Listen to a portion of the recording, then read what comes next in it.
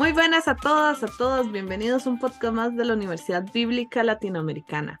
Hoy estamos hablando sobre algunas cartas. Ya hemos pasado por los evangelios y todo lo demás en este ciclo Nuevo Testamento. Y hoy vamos a hablar sobre una carta muy interesante que va a ser Primera de Tesalonicenses. Antes de empezar, mi nombre es Raquel Huerta, soy estudiante de Ciencias Teológicas y hoy los voy a acompañar en este viaje.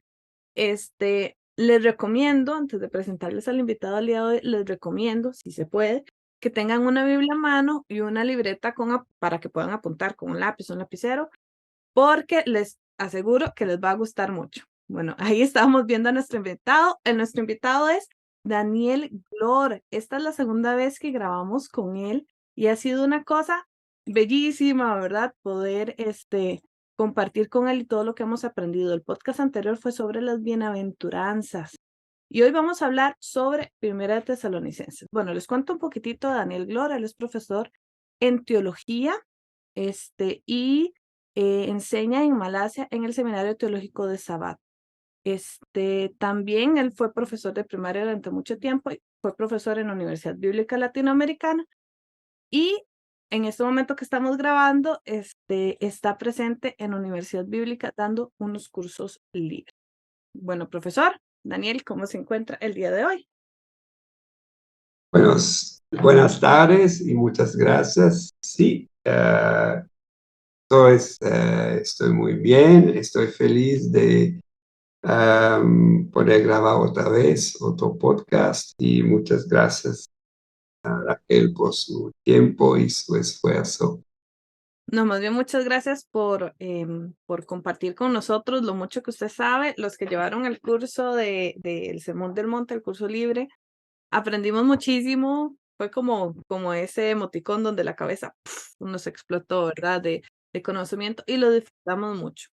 Y hoy vamos a hablar un tema muy interesante porque vamos a hablar de una carta de Pablo, que es Primera Tesalonicenses, pero la vamos a relacionar con la escatología. Y entonces es como, no sé, al principio yo no vi el pegue, ¿verdad? Entonces, creo que algo muy importante y por donde tenemos que empezar es definir qué es escatología. Pero también, aunque parezca raro, tenemos que definir qué es apocalipsis y qué es apocalíptica, porque la escatología está muy relacionada con el apocalipsis. Y el apocalipsis está escrito en apocalíptica. Entonces, yo sé que suena raro, pero necesitamos empezar por ahí. ¿Qué le parece, profesor, si hacemos la definición? Apocalipsis, apocalíptica, escatología. Sí, no me parece muy bien porque es, primero mucha gente no entiende bien la diferencia entre apocalipsis y escatología, pero también en la ciencia bíblica es difícil dar una definición muy clara y perfecta, pero voy a tratar de dar algunos rasgos de lo que es el apocalipsis y lo que es la escatología. El apocalíptica es el adjetivo del apocalipsis y vamos a ver cómo todo se entiende. Primero, en cuanto al apocalipsis o la palabra apocalipsis, viene de la palabra griega apocalipsis, que significa revelación. Que significa revelación. Normalmente en el contexto del primer siglo antes de Cristo y el primer siglo después de Cristo, normalmente el Apocalipsis es conectado con un contexto histórico de conflicto, con un contexto histórico de conflicto, por ejemplo, como en la carta puede ser en la carta de los tesalonicenses, pero mucho más conocido es el libro del Apocalipsis, el contexto de la persecución de una comunidad de fe. Y en esta situación de persecución o de sufrimiento de la comunidad, a través de una persona particular, una persona elegida por Dios mismo, recibe visiones. Recibe visiones. Esta es una característica particular del Apocalipsis, las visiones. Y estas visiones son explicadas por un ángel a esta persona elegida.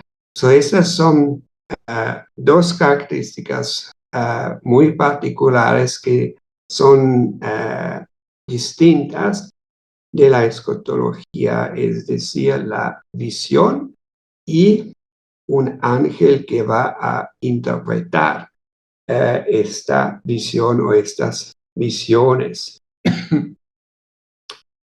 La meta de estas revelaciones o de estas visiones es la consolación de la comunidad perseguida, la consolación de la comunidad perseguida. Y a través de estas visiones, la comunidad perseguida va a entender que hay una realidad diferente de la realidad que la comunidad vive en el cotidiano. Es decir, las visiones van a revelar la realidad verdadera, es decir, que aunque hay persecución en esta tierra, pero Dios está en cargo de todo. Esta es la meta del Apocalipsis, es decir, de consolar, de animar a la comunidad perseguida. Otra característica de estas visiones, muchas visiones revelan el destino final del enemigo de la comunidad. El enemigo puede ser un estado como en los tiempos de Jesús, el estado romano, y así revelando este destino final, muchas veces también la caída del enemigo está relacionada con una batalla cósmica, es decir, una batalla entre las fuerzas celestes, normalmente representadas por los ángeles, y las fuerzas demónicas. Y después de la victoria de las fuerzas celestes, se establece el reino de Dios en la tierra. Para resumir esta característica del Apocalipsis, las visiones son importantes, el ángel que interpreta las visiones y la batalla cósmica. En el cotidiano, mucha gente habla del apocalíptico o la apocalíptica, es decir, el adjetivo, y se usa para como dibujar catástrofes de un tamaño casi inimaginable. Este es en la mente de la mayoría de la gente, lo apocalíptico es siempre relacionado con catástrofes inmensas, con terremotos, con el sol que va a caer sobre la tierra, es decir, con catástrofes muy grandes.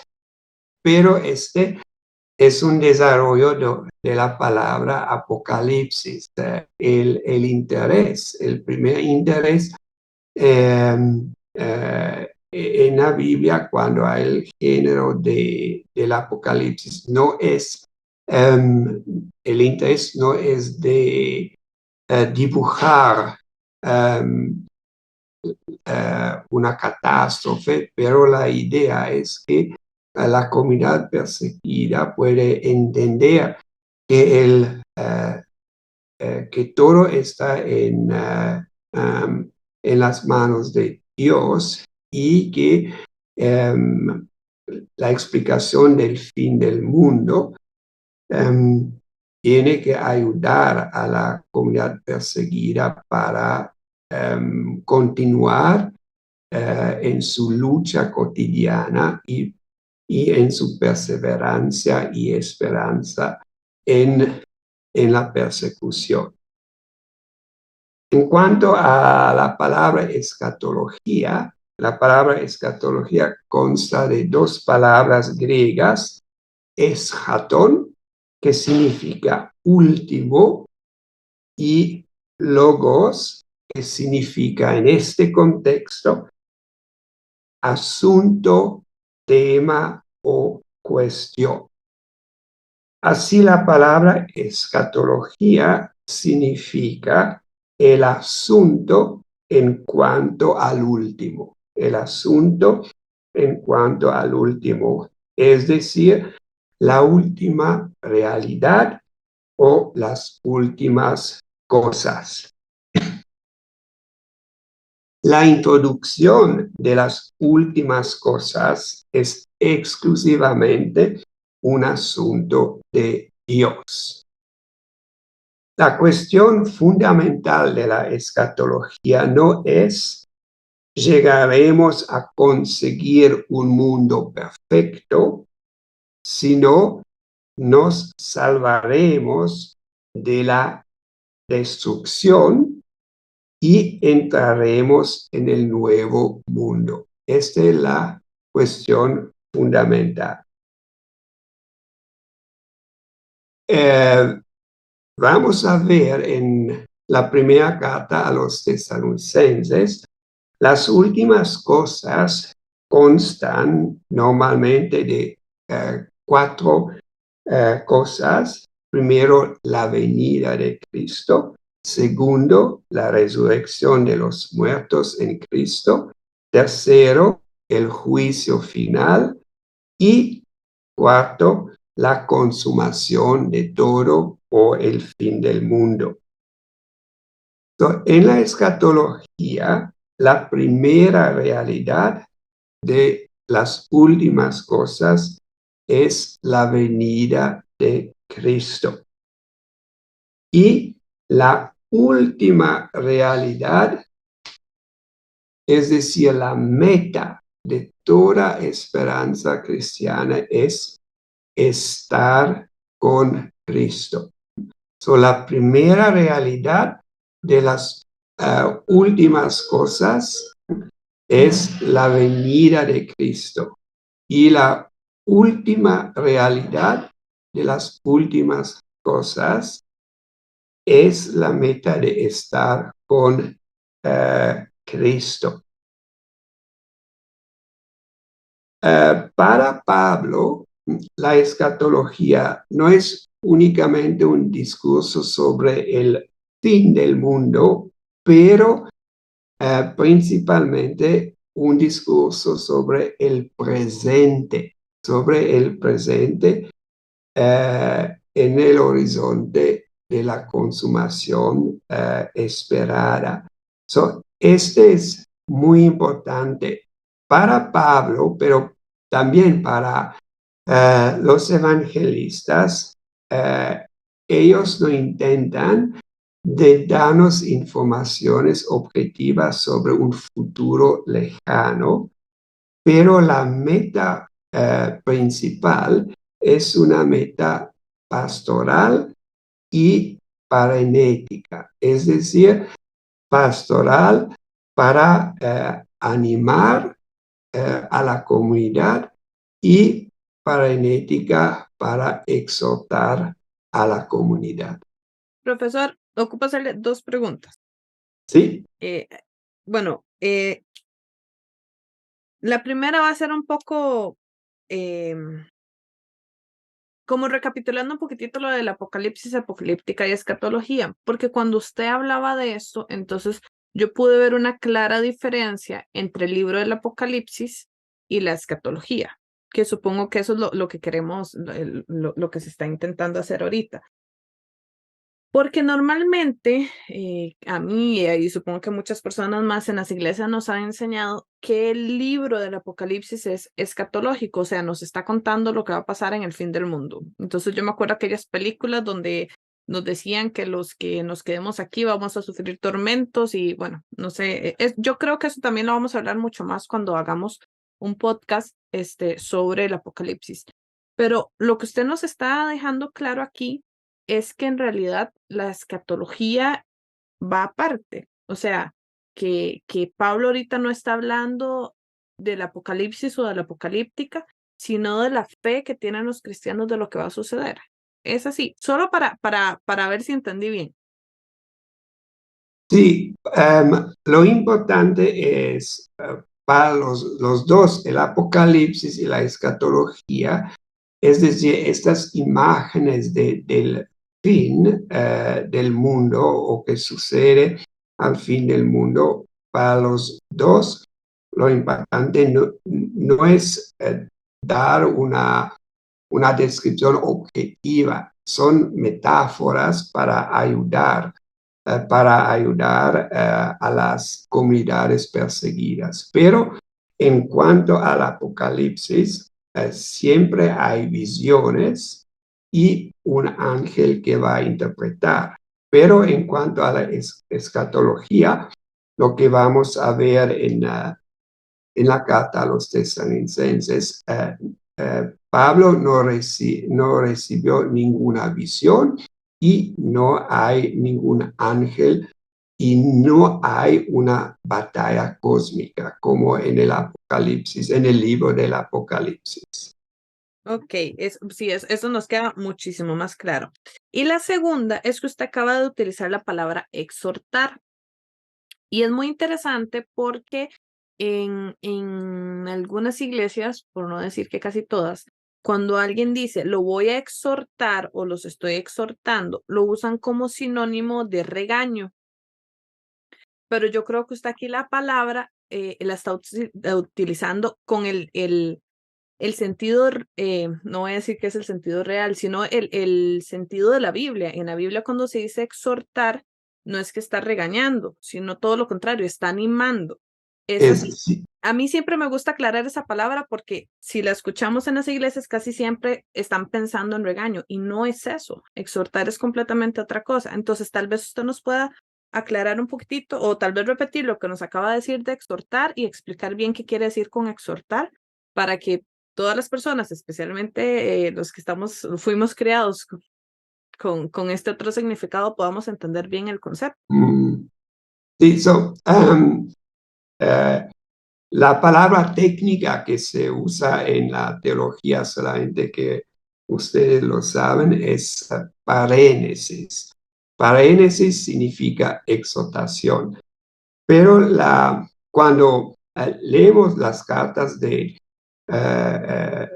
Pablo, la exhortación es para regañar a las personas, pero como lo vamos a ver en la carta a los tesalonicenses, es una comunidad a veces confusa, a veces muy preocupada, y así Pablo anima a esta comunidad para no perder la esperanza, pero continuar a luchar, continuar a esperar.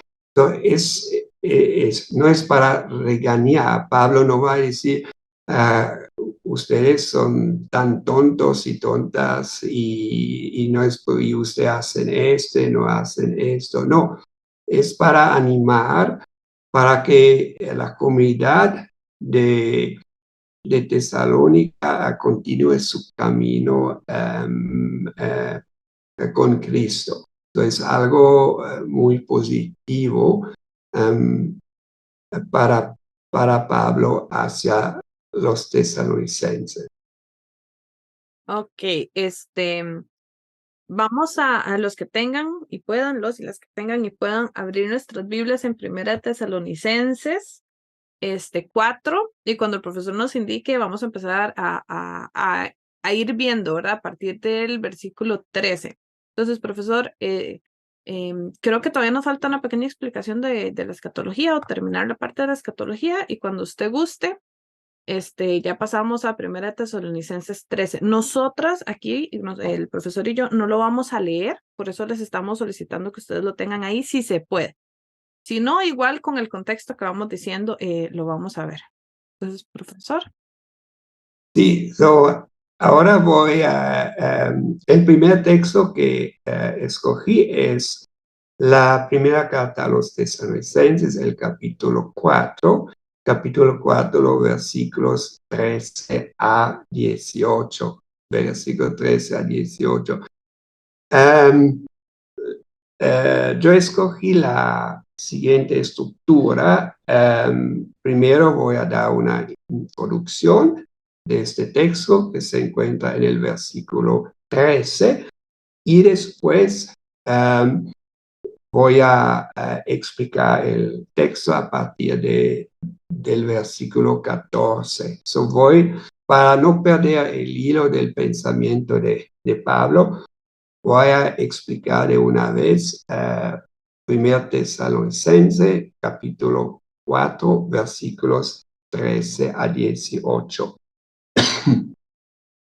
Cuando leemos la introducción en el versículo 13, es importante subrayar que el problema de la comunidad cristiana en Tesalónica no es la resurrección. No es que la comunidad no cree en la resurrección. El problema es la venida de Cristo, o como con una palabra técnica, la parucía de Cristo.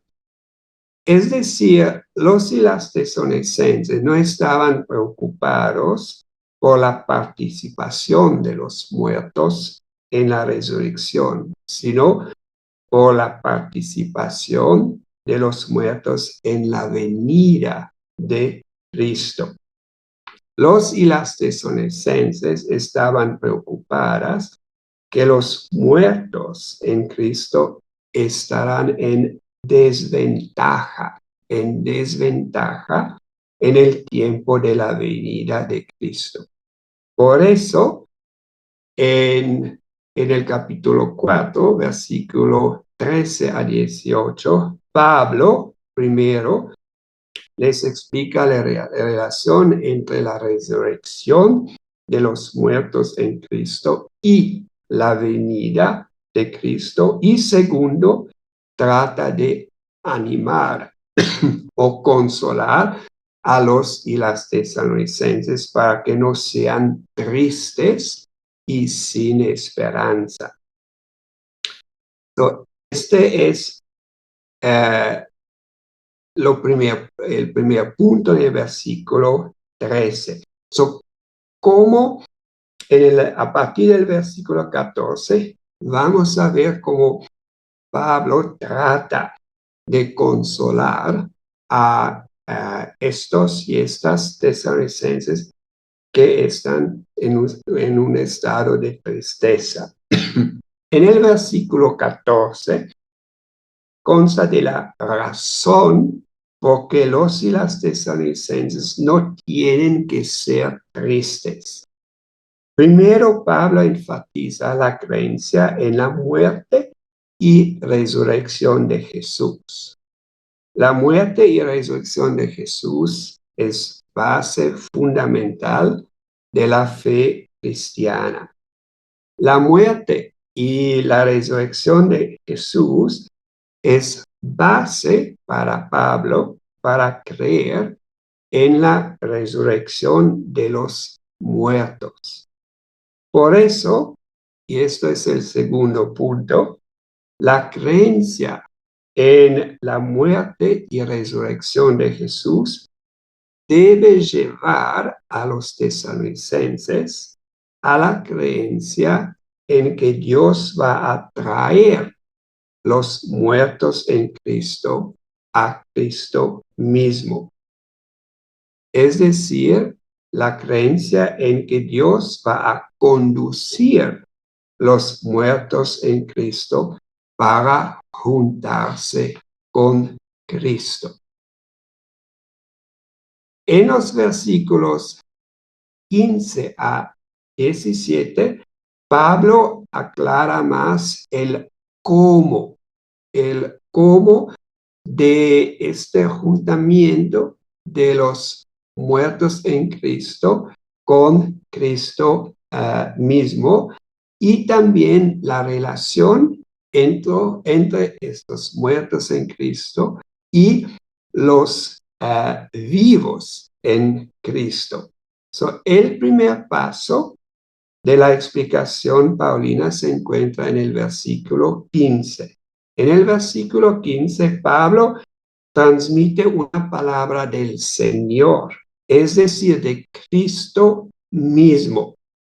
Según la palabra de Cristo, los vivos tendrán ninguna ventaja, ningún privilegio sobre los muertos en Cristo cuando Cristo llegará. Los muertos en Cristo no esperarán a la resurrección general para estar con Cristo. Los muertos en Cristo serán reunidos con Cristo al mismo tiempo que los y las creyentes vivos. El segundo paso de la explicación paulina se encuentra en los versículos 16 a 17. En estos dos versículos, versículos 16 a 17, Pablo presenta los eventos de la venida del Señor, es decir, la parucía del Señor, para más apoyar el primer paso en el versículo 15. Pablo enfatiza en el versículo 16 que es el Señor mismo que va a poner en marcha su parucía. Pablo menciona 3 eventos ligados que sucederán cuando el Señor bajará de los cielos. El Señor descenderá con voz de mando que será dirigida a los muertos en Cristo, que son llamados a la resurrección a través de la voz de un arcángel y de la trompeta de Dios. Es decir, antes de la ascensión para reunirse con el Señor, los muertos en Cristo resucitarán. Así, los muertos participarán plenamente en la parucía del Señor. En el próximo paso, es decir, después de la resurrección de los muertos en Cristo, los vivos en Tesalónica, juntamente con los recién resucitados, serán arrebatados en las nubes. El verbo griego traducido con el verbo español arrebatar indica una acción rápida, una acción rápida. Todos los creyentes recién resucitados y vivos serán levantados del mundo y elevados en el aire hasta las nubes. Este elevarse de la tierra tiene un propósito: encontrarse con el Señor en el aire. En otras palabras, en los versículos 16 a 17, Pablo muestra cómo el Señor desciende de los cielos y los y las creyentes ascienden de la tierra. El lugar del encuentro es el aire. Así, los creyentes van a disfrutar la comunión continua con el Cristo y al mismo tiempo ser salvados de la ira de Dios. Al principio de este pasaje, Pablo trató de animar a la comunidad de no ser triste, es decir, de exhortar a la comunidad de no ser triste en el versículo 13. El versículo 18, el último versículo de este párrafo, también contiene una exhortación para que no sean tristes.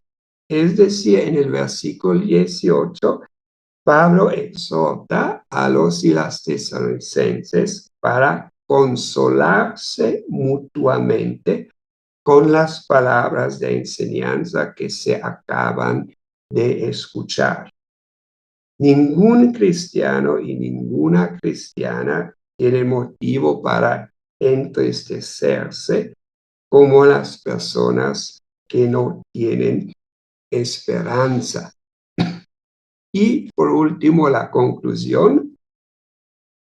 Este texto, es decir, 1 Tesalonicenses, capítulo 4, versículos 13 a 18, este texto muestra que Pablo no habla de las últimas cosas, es decir, la escatología, para satisfacer la curiosidad de los tesalonicenses en el futuro.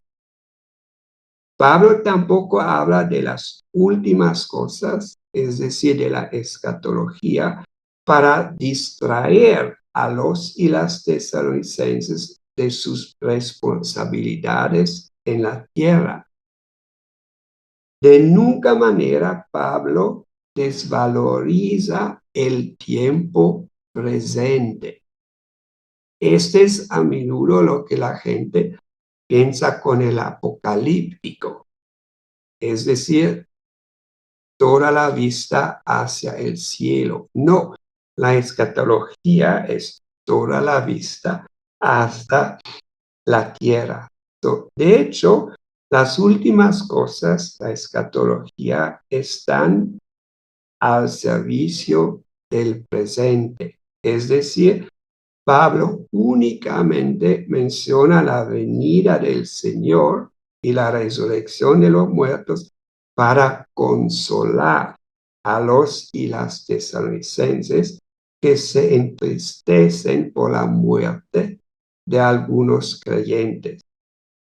En este párrafo, pues, la función de la escatología es pastoral.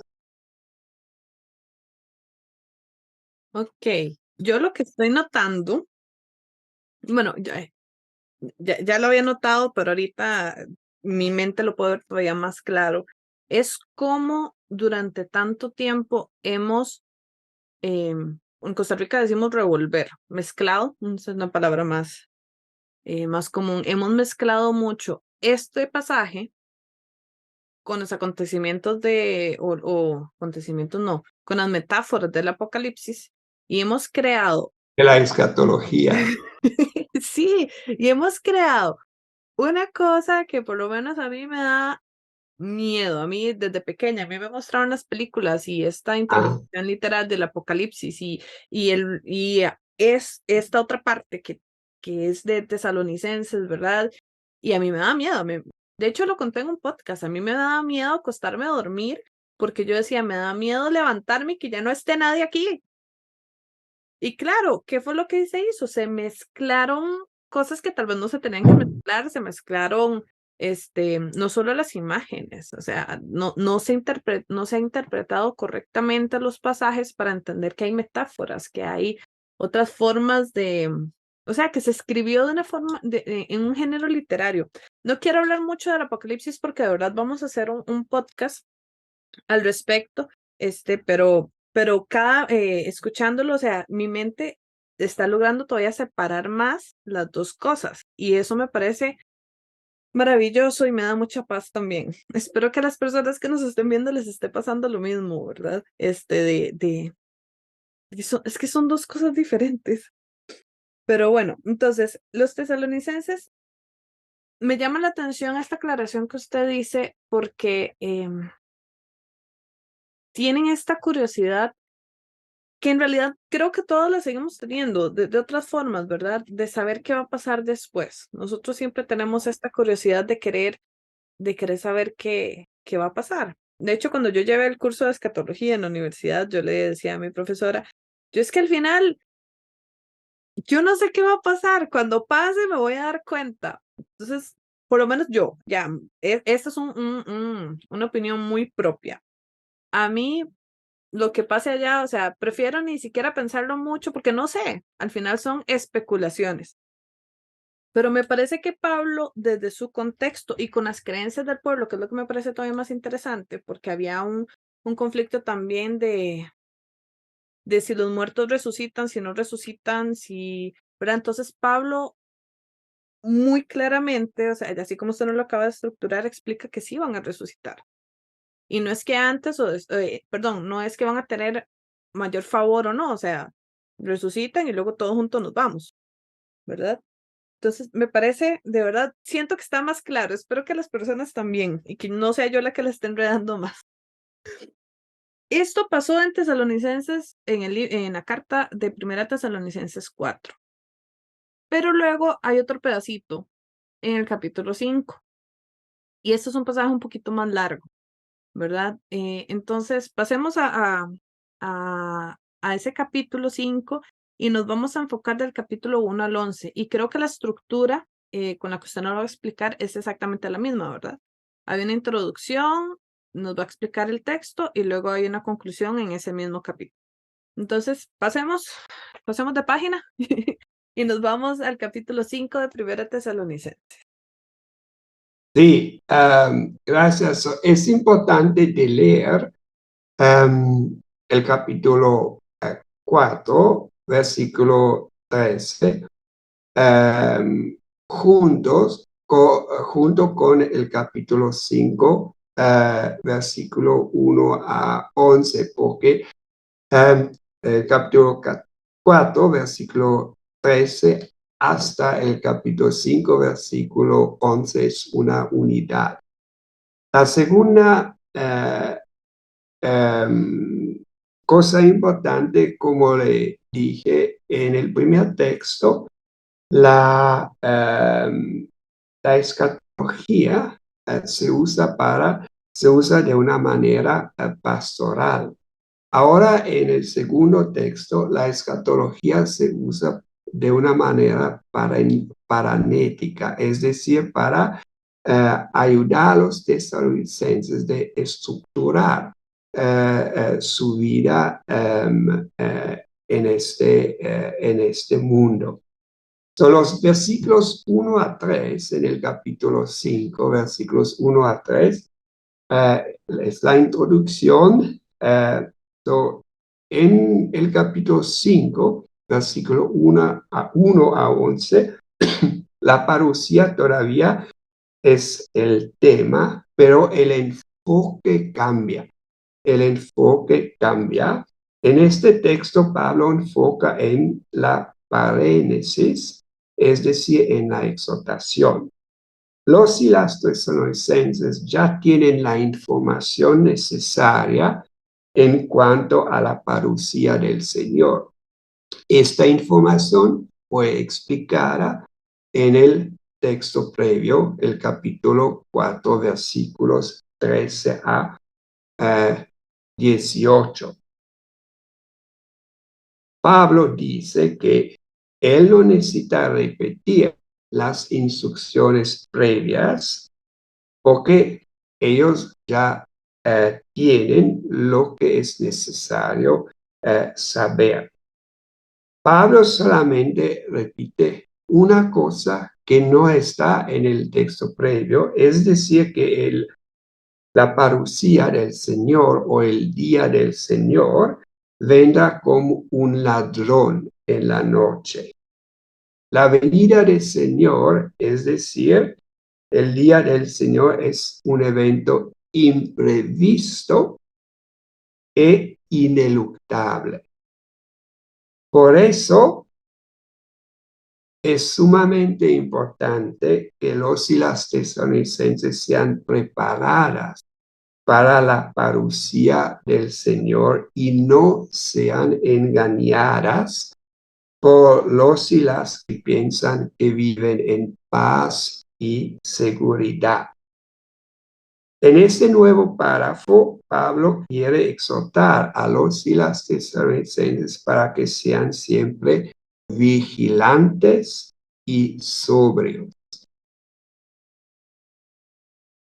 La explicación del texto son los versículos 4 a 11. Primero, en el versículo 4, Pablo afirma que los y las tesalonicenses no están en las tinieblas. Los y las tesalonicenses no están ignorantes. Esta es la idea de estar en las tinieblas. ¿Por qué no están ignorantes? La razón se encuentra en el versículo 5. Ellos y ellas son hijos e hijas de la luz y del día. Por eso, ellos y ellas no viven una vida como la que es propia de las tinieblas, es decir, no viven en la esfera donde el engaño, la mentira, el error y la maldad imperan. Como los y las tesalonicenses son hijos e hijas de la luz, tienen una forma de vida consecuente con esta realidad espiritual. En el versículo 6, Pablo menciona un doble aspecto de esta forma de vida espiritual. El primer aspecto es velar, el segundo aspecto es ser sobrio. Los y las tesalonicenses tienen que ser atentos, lúcidos, comprometidos, prestar continua atención y también, este sería ser sobrio, dominarse a sí mismos, es decir, controlar sus deseos, sus palabras y sus actos. En el versículo 8, Pablo ilustra la manera de ser sobrio, de ser sobria, a través de la metáfora de un soldado vestido de armas defensivas. Este es muy importante, de armas defensivas. Los y las cristianos en Tesalónica no van a hacer la guerra. Ellos y ellas tienen un vestido de armas defensivas. Pablo menciona dos piezas de armadura, la coraza y el casco. La primera es la coraza de fe. La fe es el vínculo de lealtad con Dios y la confianza en Dios y la dependencia en Dios. La fe no es algo de doctrina, es algo de vivo, de práctica. La fe está representada aquí por la coraza que protege la vida de los y las creyentes. A la coraza de la fe se une otro elemento de la misma armadura que es el amor. El amor nos permite vivir de acuerdo con la voluntad de Dios en esta tierra.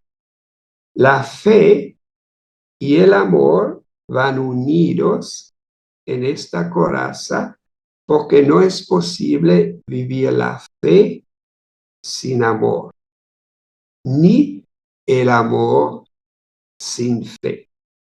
La fe que es impulsada por el amor y el amor que es impulsado por la fe es el modo vivencial de la vida cristiana.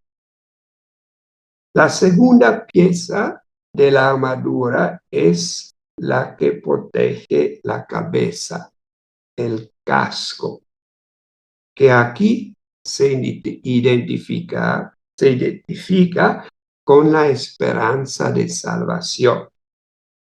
Aquí, la esperanza de salvación tiene que ver con la segura certeza de que el Señor vendrá a buscar a los suyos para que están siempre con Él.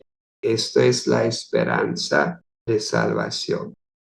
En resumen, la coraza de fe y de amor y el casco de esperanza de salvación describen la manera de ser sobrio y así la máxima preparación para ser listo y lista a la venida del Señor.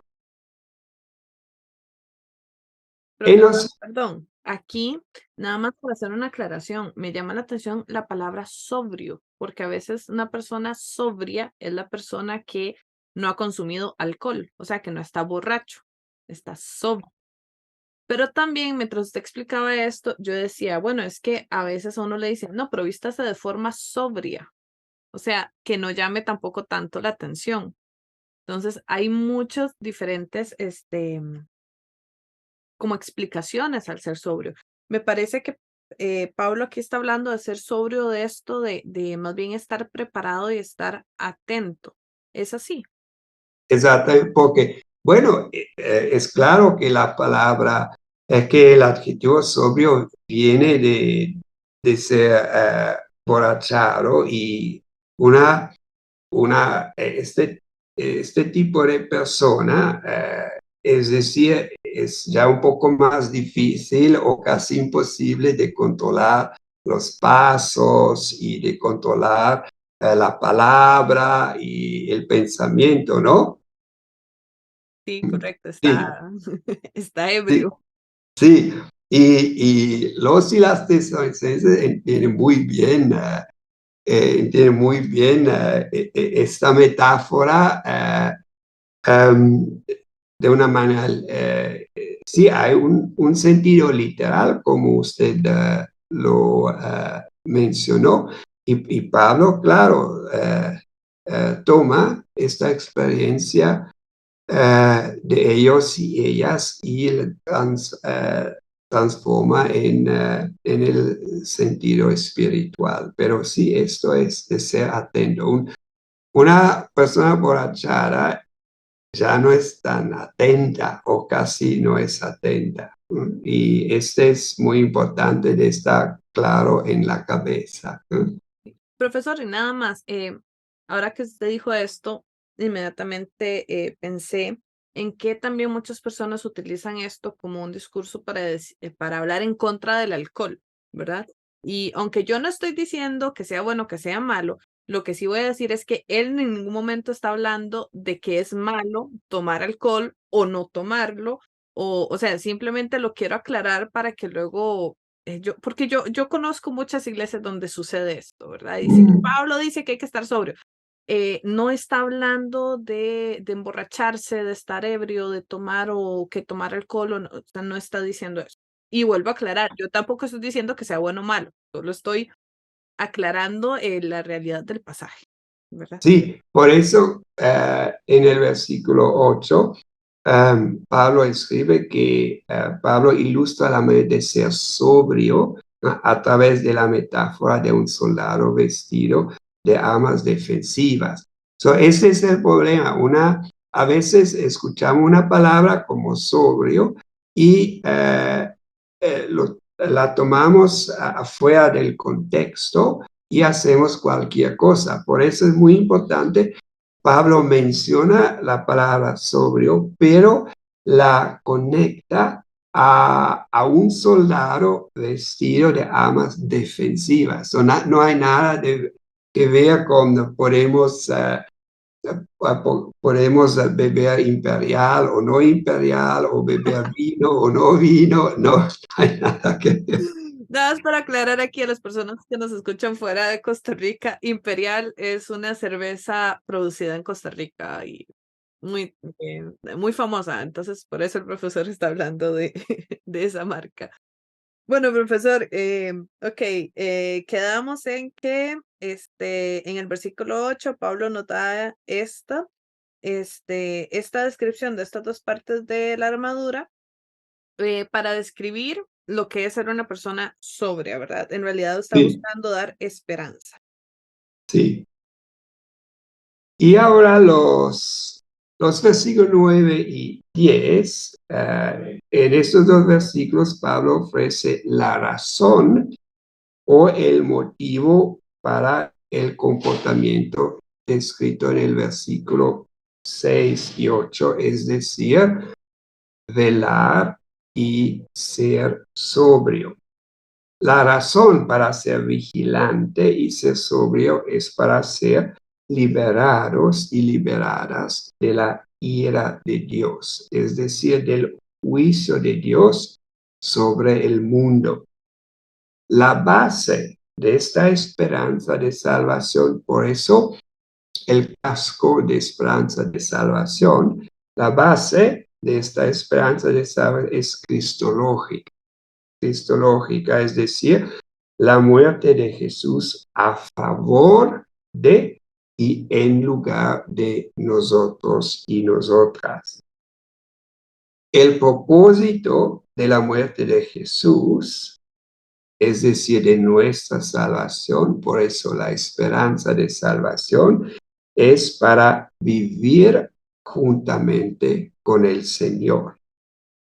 Es el mismo propósito que Pablo ya les ha dicho en el capítulo 4, versículo 17, donde los vivos serán juntados con los resucitados para ser unidos con el Señor en el aire. Este es el propósito de ser, de velar y de ser sobria y de vestirse con esta armadura de fe y amor y de esperanza de salvación. Cuando Pablo cierra este párrafo, Pablo exhorta a los tesalonicenses a animarse, consolarse, alentarse unos a otros, y este es nuevo en comparación con el primer párrafo, a edificar unos a otros.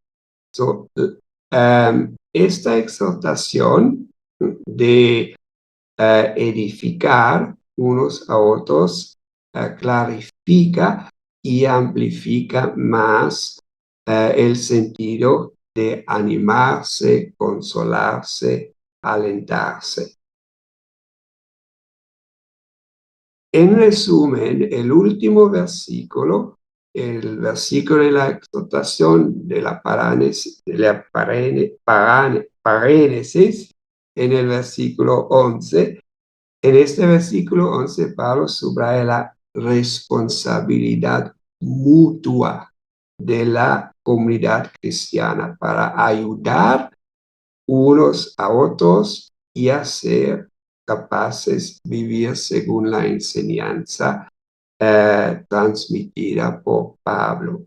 Y como conclusión, este segundo texto muestra que la vida del cristiano y de la cristiana importa a Pablo.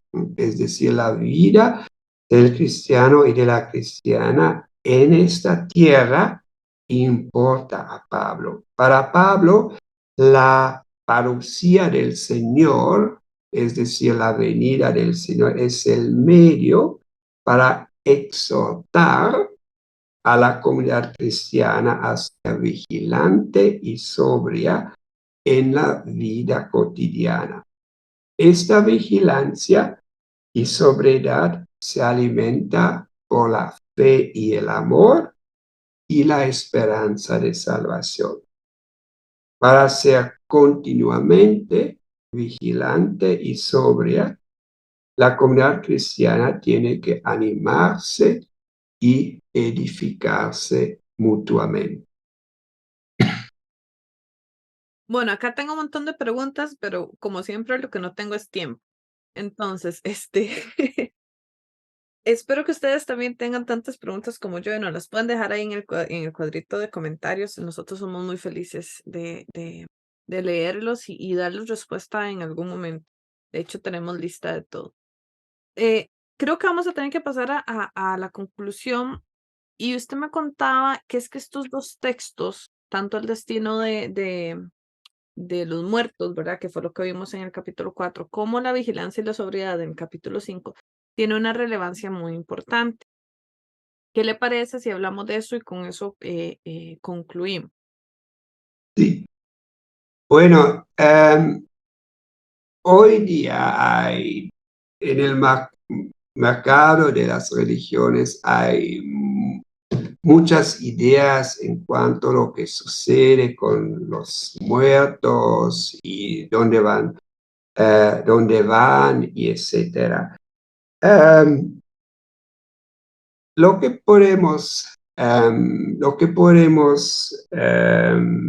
entender de la parte de Pablo, y es importante, me parece, cuando uno acompaña a una persona que se enfrenta a la muerte, es decir, que Pablo afirma que los muertos en Cristo no son abandonados o perdidos, o que sus almas eran en el universo. Pero para Pablo, los muertos en Cristo tienen una esperanza, y esta esperanza es que un día van a reunirse de nuevo con los cristianos y las cristianas que todavía están vivos. Y para mucha gente, no para toda la gente, pero para mucha gente, es una consolación que que cuando mueren no van a estar en cualquier lugar o no va a estar en ningún lugar, pero hay esta esperanza. Como dije, es una esperanza, no es ciencia, es fe. Y el segundo punto que quería subrayar es esta importancia de la exhortación de ser vigilante y ser sobrio, porque el mundo de hoy es muy complejo y hay muchas cosas positivas, pero también hay muchas mentiras, hay muchos engaños, y así me parece que para nosotros y nosotras es importante de siempre ser vigilante y sobrio. Y para ser vigilante y sobrio, los tres pilares para Pablo son fe, amor y esperanza. Y así podemos animarnos, podemos consolarnos, podemos edificarnos unos a otros. Me gustó mucho lo que usted acaba de decir sobre esto no es ciencia, es fe, ¿verdad? Porque a veces confundimos las dos. Eh, Nunca había visto estos dos capítulos desde una forma esperanzadora, por así decirlo. O sea, no le había prestado esa atención así. Entonces, me vinieron a la mente muchas cosas, ¿verdad? Especialmente a las personas que hemos perdido em, a otro que amamos o que es importante para nuestra vida. Por lo menos a mí algo que me mantuvo, y yo le decía a los demás, yo no sé si sea cierto o no, porque no lo voy a saber, pero yo espero que el día que yo me muera, esta persona me esté esperando. ¿Qué vaya a pasar? Cuando me muera les cuento, ¿verdad? Si pasa o si no pasa. Pero esa esperanza, esa fe de que hay algo más allá o de que hay alguien o de que creo que no es de ahora, o sea, es algo que el ser humano siempre ha tenido, porque perder a alguien es doloroso, es un huequito, entonces uno desea que de verdad esté bien. Entonces, nunca lo había visto de este lado y me parece, bueno, ustedes se van a dar cuenta en todo este ciclo. Pablo y yo tenemos un serio problema. A mí Pablo no me hace mucha gracia, pero esto me ayudó a hacer un poquitito las paces con Pablo, porque en realidad de verdad está hablando de esperanza y como diría un profesor ahí hay un contenido pastoral muy interesante, muy esperanzador. Y también de eso se trata el evangelio, Sí, de llevar esperanza a los demás. sí. Profesor, Y, perdón, dígame. sí, lo que me gusta con esos dos textos es que lo que Pablo está diciendo a los tesalonicenses, especialmente con vigilar y sobrio, se puede usar y entender y aplicar en cualquier contexto, porque es como una sabiduría común y eh, sí, es que como usted dice, el segundo punto, como usted dice al principio, cuando escuchamos escatología, las cosas finales, siempre tenemos estas imágenes catastróficas y el miedo y especialmente cuando uno explica a niños y niñas, como usted dijo, no van a dormir porque tienen miedo. Pero podemos ver cómo Pablo usa la escatología no para asustar a los tesalonicenses, pero para animarlos y para darle más esperanza y coraje para continuar en su camino de fe, de amor y de esperanza.